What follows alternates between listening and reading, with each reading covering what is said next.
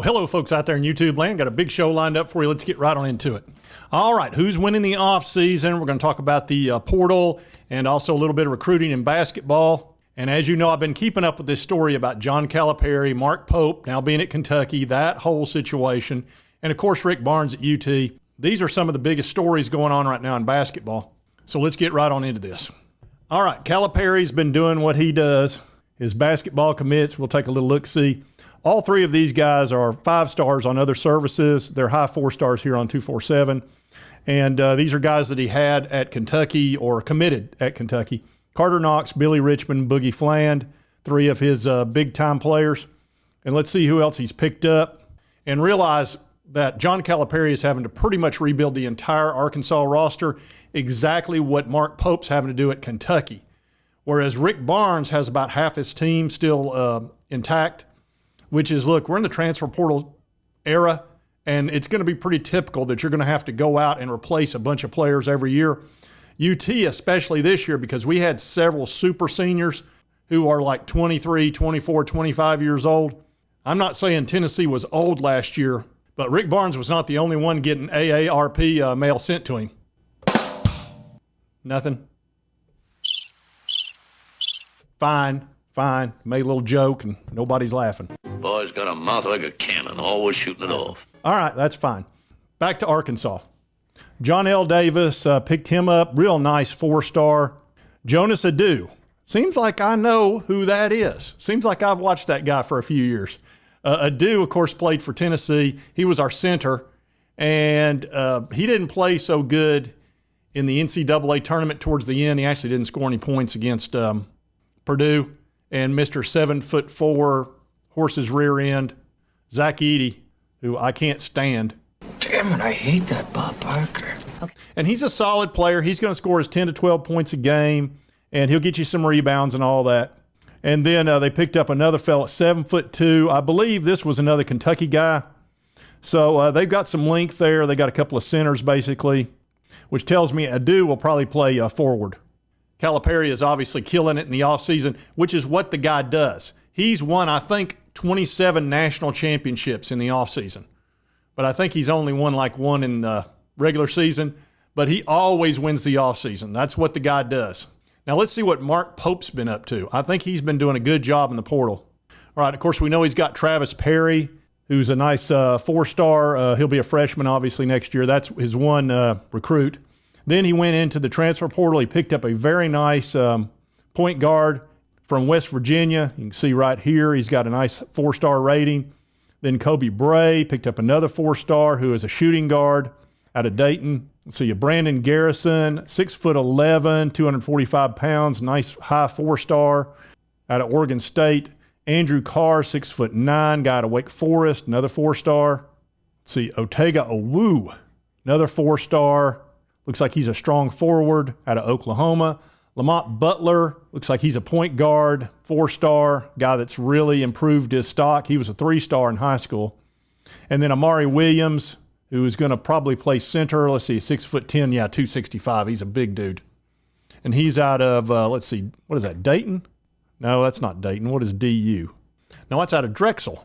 So it looks like Mark Pope's doing a very nice job. He's got to fill this entire roster. And he's picked up, 8 players, 1 recruit, and 7 transfers.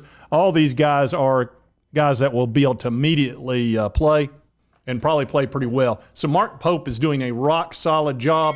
Now, he's not doing the splashy job that Calipari's doing with the 5 stars and all that, but he's doing a very nice job. And I'm sure he's loving the fact that when he calls or goes to somebody's home or they come to Kentucky, he's like, I'm the head coach at Kentucky.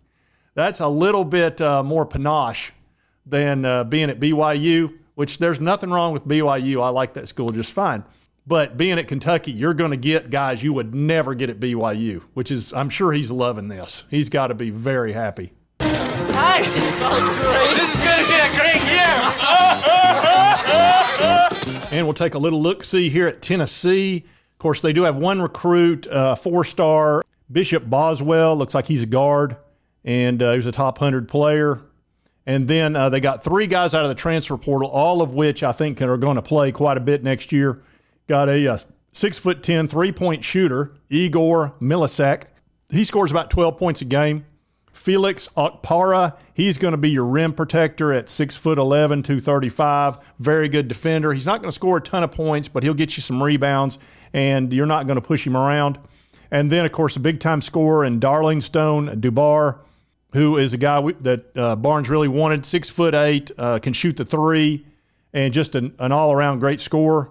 And another guy they're really working hard to get is Chaz Lanier, who is an off guard, basically a shooting guard, who shoots over 40% from three, scores about 20 points a game. He's out of North Florida. He is investigating the possibility of going to the NBA, but he did not get invited to the Combine, so he's almost certainly going to come back to college. And UT has already received a crystal ball for him, and Rick Barnes is going after him hard, and I fully expect him to wind up at UT. There are other teams after him, Kentucky, for example, but I believe he's going to wind up at UT because typically if you get a crystal ball in basketball, they usually pan out. It's not as iffy as it is in football. Football, crystal balls are, 50, 60, 70%, whereas in basketball, they seem to be at a higher percent.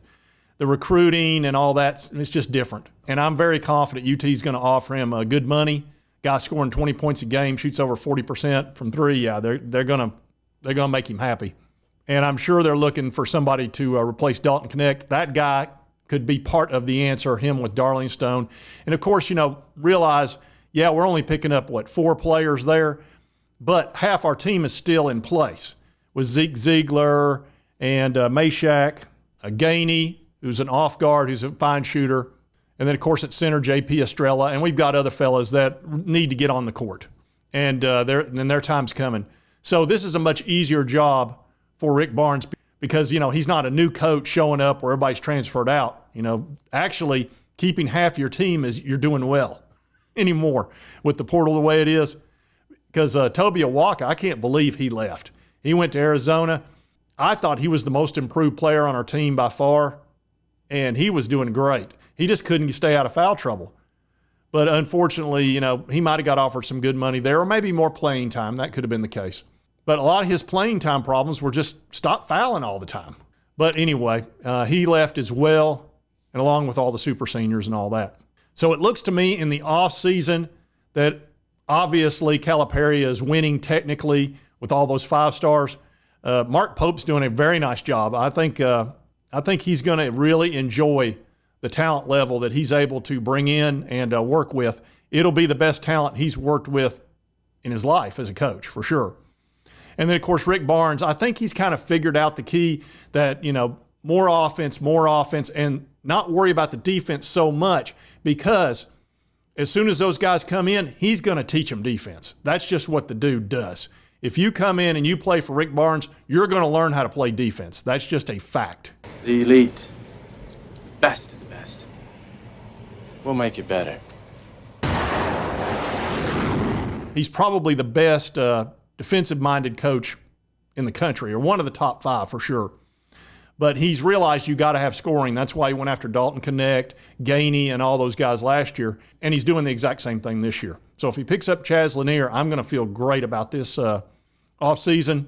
And I think he'll pick up 1 or 2 more commits probably, or maybe 1 or 2 more in the portal. But the Lanier guy is really critical. So anyway, I wanted to do an update on basketball. It's not a big, long video, but I like keeping track of this because the Arkansas-Kentucky thing is so interesting to me, where they basically swapped a coach, then brought in a new one.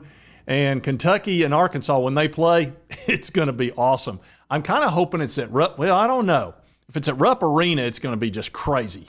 But at Arkansas, it'll probably be just as bad.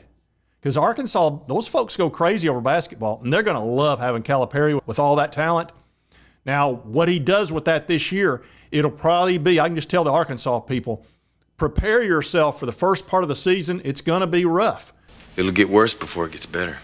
Because he's going to bring in a bunch of 5, which he's done, and they're not going to know how to play as a team. They're not going to know how to play defense. They're going to be super talented, and he's putting together a whole new team. Same thing for Mark Pope. Expect a slow start. He has nobody that has been there for years. It's all new guys trying to put them into a team. That's hard. That is very difficult to do. And they've got to all learn his schemes, his offense, all that stuff has to be learned. and they've never played with each other. So this is not going to be an easy task. So if I'm an Arkansas fan or a Kentucky fan, I would be very patient with your coaches the first half of the season. In the second half of the season, I think you'll see improvement, and they'll probably be both really tough teams. But the first half, I think both teams are going to probably struggle a little bit, for sure. And I don't think Tennessee will, because we've got so many players that have been in Rick Barnes' system. And that's going to be that way for most of the teams that didn't replace a coach. So anyway, just an update on basketball for those three teams. If you've not subscribed, hit this little button right here if you want to keep up with this type of information. And right over here is the most recent video. YouTube thinks you'll enjoy. We'll see you next time on Sports Talk Jay.